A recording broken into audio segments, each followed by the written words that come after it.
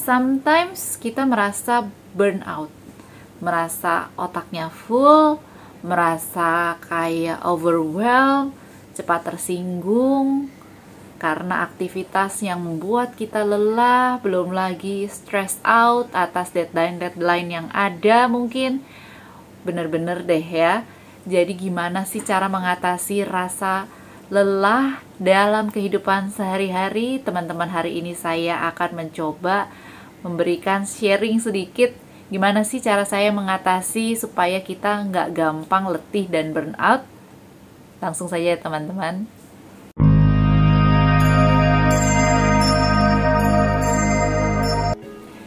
Teman-teman, sebelum kita mulai, perkenalkan nama saya Ivani Chandra. Channel Ivani Chandra ini berisi mengenai topik-topik kesehatan, mengenai mental health, gaya hidup yang betul, dan juga mengenai spiritual teman-teman, dan self growth ya.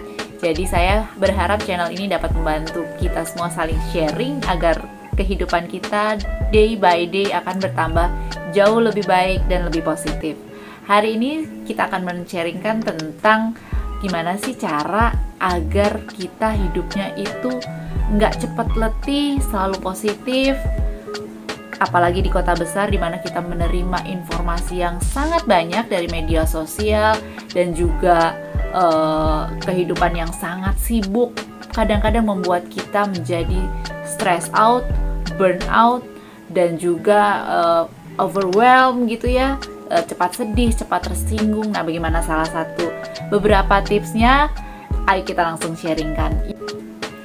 Yang pertama teman-teman adalah cobalah mengatur jadwal atau mengatur schedule di kalendernya kita sendiri. Dan jadi dalam satu bulan gitu ya, tanggal 1 kita ngapain, tanggal 2 kita ngapain, tanggal 3. Nah itu kita planningkan setiap harinya. Besok kita akan ngapain, dan jangan coba-coba. Biasanya orang-orang tertentu itu kalendernya penuh, tapi penuhnya itu karena kegiatan-kegiatan yang disettingkan oleh orang lain. Paham maksud saya ya teman-teman? Jadi kadang-kadang tanggal segini ulang tahun si A, tanggal segini pergi ke rumah si B karena ulang tahun tanggal segini. Jadi tapi itu sebetulnya adalah kalender yang mengikuti keinginan dari pasangan misalnya. Nah, sebelum itu dilakukan, cobalah setting dulu apa yang menjadi keinginan kita, tanggal-tanggal mana yang perlu kita isi. Memang perlu juga untuk melakukan sosialisasi dengan yang lain, tetapi penting agar kita mengisi sendiri schedule yang ada. Jadi kita bisa lebih stress relief. Sebenarnya kegiatan kita sehari-hari itu terlalu sibuk banget apa tidak sih? Apa isinya dan bagaimana cara kita memanagenya? Setelah itu janganlah membanding-bandingkan juga dengan orang lain. Jadi schedule kita dengan schedule orang lain seperti apa, karena setiap orang berbeda dalam memanage, setiap orang berbeda dalam menghadapi situasi yang sibuk atau acara-acara yang sibuk ya teman-teman. Jadi settinglah sendiri apa yang menjadi schedule kita. Itu yang nomor 1 ya teman-teman. Setelah setting jadwal dalam kalender kita, nah ini saatnya kita untuk bisa menjaga batasan-batasan dalam menjalankan kehidupan kita. Jadi kita pasang pagar gitu. Artinya jadwal-jadwal ini kita jalankan, jangan kita tunda-tunda lagi gitu. Ataupun jangan dimasuki oleh jadwal-jadwal lain dari orang lain yang harus kita hadiri, yang harus kita jalani, seperti itu ya teman-teman. Dan harus berani tetap bilang no, bilang tidak, supaya apa yang menjadi jadwal kita sebelumnya dapat kita laksanakan. Kecuali itu sangat urgent ya, kita menerima jadwal dari orang lain yang harus kita jalanin atau kita merasa mampu. Tapi seharusnya kalau jadwalnya tadi kita udah bikin yang poin pertama, ini harus kita jaga, harus kita jalanin, dan berani bilang tidak. Itu poin yang nomor 2 teman-teman.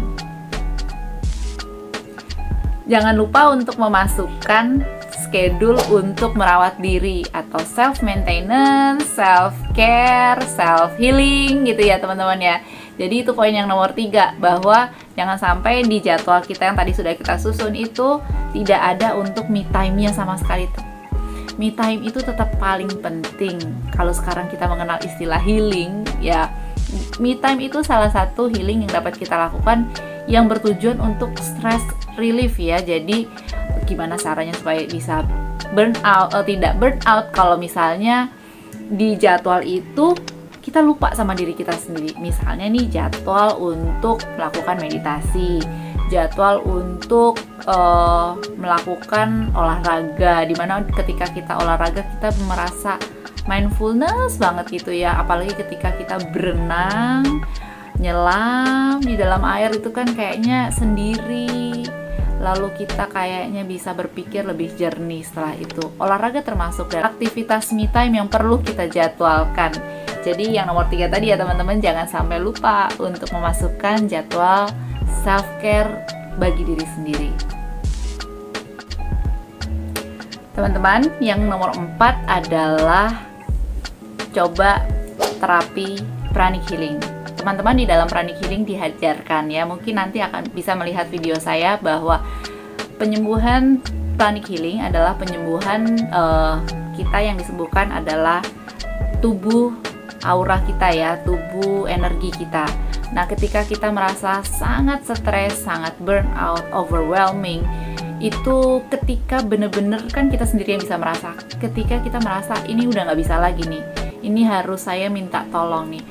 Pranic healing dapat sangat membantu. Teman-teman dapat menghubungi kami para pranic healer, atau nanti dapat saya tuliskan di deskripsi kemana teman-teman bisa menghubungi. Jadi nanti yang diterapi itu apanya? Yang diterapi adalah keadaan cakra-cakra dalam tubuh energi, karena ketika kita mengalami stres yang amat sangat itu tubuh energi kita tidaklah seimbang. Nah, ketika sudah disembuhkan dan nantinya tubuh energi kita menjadi seimbang, kita pasti akan merasa jauh lebih sehat dan dapat menjalankan aktivitas seperti semula.